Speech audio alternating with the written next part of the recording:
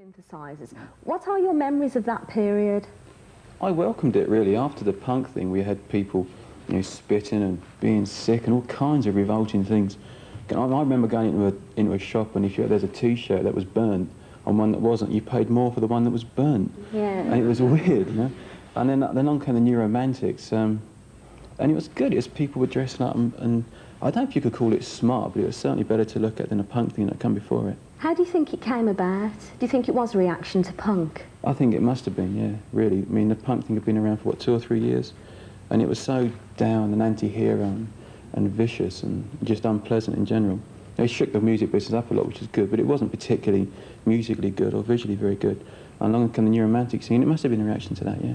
And you, of course, you started dressing up before the New Romantics really gained prominence. Do you think you had an influence on them?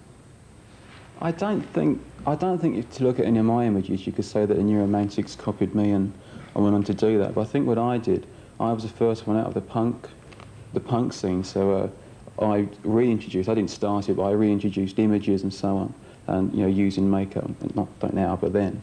And I think it maybe opened the door for it. I mean, it might be a bit big-headed, so I don't know if that did happen, but that's possibly what happened, yes. Well, the New Romantics had really peaked and died by 1983. What do you think followed it?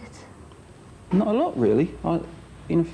It's probably the last sort of homegrown or British kind of cult that there's been for quite a while. I don't really remember anything since then that's been as, musically anyway, to young people, as exciting or as interesting. You got now all this house stuff and things like that, but that's mainly from America. Quickly, do you think it's had any kind of influence on music and fashion today?